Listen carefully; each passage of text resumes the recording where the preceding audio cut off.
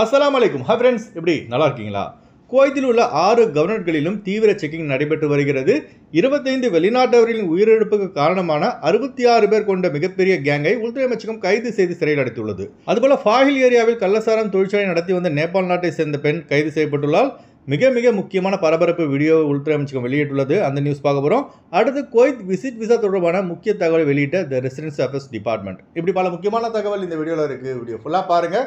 உங்கள் நண்பர்கள் அனைவருக்கும் கட்டாயமாக இந்த வீடியோ ஷேர் செய்யுங்க. இப்போ வாங்க குவைத்துடைய மிக முக்கியமான நியூஸை பார்ப்போம். குவைத்தில் கள்ளசாராயம் குடித்து உயிரிழந்தவர்களின் எண்ணிக்கை தினந்தோறும் அதிகரித்து வருவது உள்துறை அமைச்சகத்துக்கு பெரும் நெருக்கடியை ஏற்படுத்தியுள்ளது.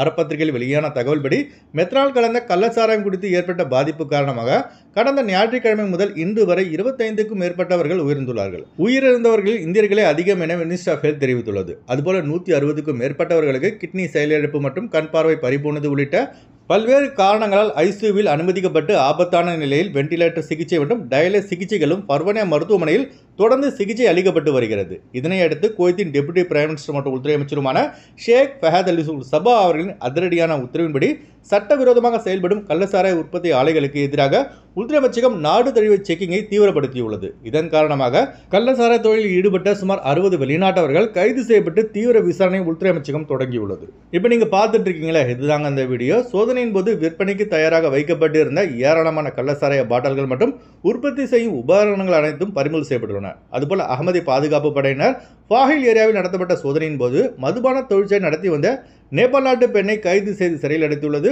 அதுபோல அபு அலிஃபா ஏரியாவில் கள்ளசாராயம் விற்பனை செய்த 2 இந்தியர்களும் காவல்துறை கைது செய்து விசாரித்து வருகிறது.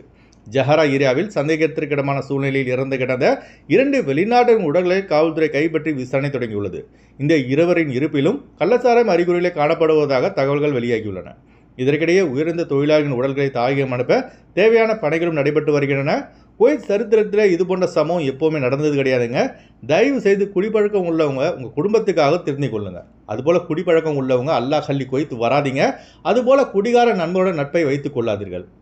குடியை கெடுக்கும், உயிரையும் பறிக்கும் என்பதற்கு குவைத்தில் நடந்த இந்த ஒரு சம்பவமே ஒரு பெரிய எடுத்துக்காட்டு. அடுத்த தகவல், குவைத்தில் உள்ள வெளிநாட்டவர்களுக்கான ஃபேமிலி விசிட் விசாக்கள் 1 மாதம் முதல் 1 வருடம் வரை வழங்கப்படும் என்று குடியிருப்பு விவகாரத்துறையின் துணை இயக்குநர் ஜெனரல் அப்துல் அஜீஸ் அல் கெந்திரி அவர்கள் செய்தியாளர்களின் நேர்காணலில் தெரிவித்துள்ளார்கள்.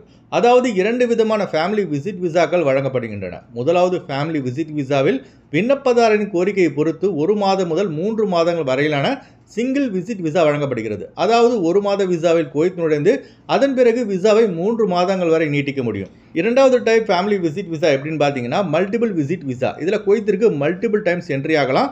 பல முறை இந்த ஒரே விசாவில் குவைத் வர முடியும். அதாவது ஒவ்வொரு முறையும் குவைத் நுழைந்தால் 30 நாட்கள் மட்டுமே தங்க முடியும். அதுபோல் நம்ம ஏற்கனவே சொன்னது போல குவைத் விசிட் விசாவை பொறுத்த வரைக்கும் 5 நிமிடத்தில் குவைத் விசா போர்ட்டல் மூலம் நம்ம பெற முடியும். இதற்கு சம்பள வரம்பு தேவை கிடையாது. அதாவது ஷூன் விசா தொழிலாளர்களுக்கு மட்டுமே விசிட் விசா எடுக்க முடியும். காதி விசா தொழிலாளர்கள் எடுக்க முடியாது. அடுத்து வாங்க ஃப்ளைட் அப்டேட் பார்ப்போம். குறைந்த கட்டணத்தில் விமான டிக்கெட் எடுக்க விரும்புபவர்கள் ஸ்கிரீனில் தெரிகிற ஜியா டிராவல்ஸ் நம்பரை கான்டாக்ட் பண்ணிட்டு குறைந்த கட்டணத்தில் விமான டிக்கெட் எடுத்துக்கொள்ளலாம். அதுபோல பிசிசி, மெடிக்கல், ஸ்டாம்பிங், அட்டஸ்டேஷன் இந்த ப்ராசஸும் சேர்த்து தரப்படுகிறது.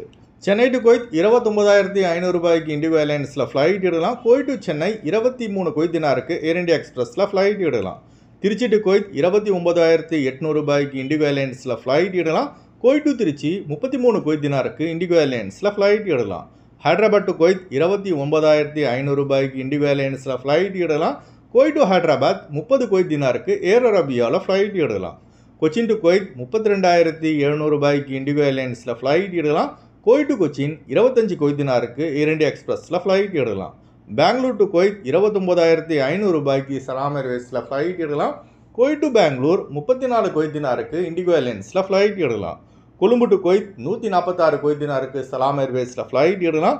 குவைத் டு கொழும்பு 35 குவைத் தினாருக்கு சலாம் ஏர்வேஸில் ஃப்ளைட் எடுக்கலாம். அடுத்து வாங்க குவைத்துடைய தினார் ரேட் பார்ப்போம். ஒரு தினார் குவைத் இந்தியாவின் மதிப்பு 285 ரூபாய் உள்ளது. ஒரு தினார் குவைத் இலங்கையின் மதிப்பு $979 ரூபாய் உள்ளது. இப்போ நான் சொன்னது குவைத்துடைய அல்முலா ரேட்டுங்க. அடுத்து குவைத்துடைய கோல்ட் ரேட் பார்ப்போம். 1 கிராம் 24 கேரட் தங்கத்தின் விலை 33 தினார் 28 பில்ஸாக உள்ளது. 1 கிராம் 22 கேரட் தங்கத்தின் விலை 30 தினார் 287 பில்ஸாக உள்ளது. ஓகே ஃப்ரெண்ட்ஸ், இந்த வீடியோ ஷேர் செய்யுங்க. இந்த வீடியோ சம்பந்தமாக நீங்கள் என்ன நினைக்கிறீங்க என்பதை மறக்காம கமெண்ட்ஸில் பதிவு செய்யுங்க.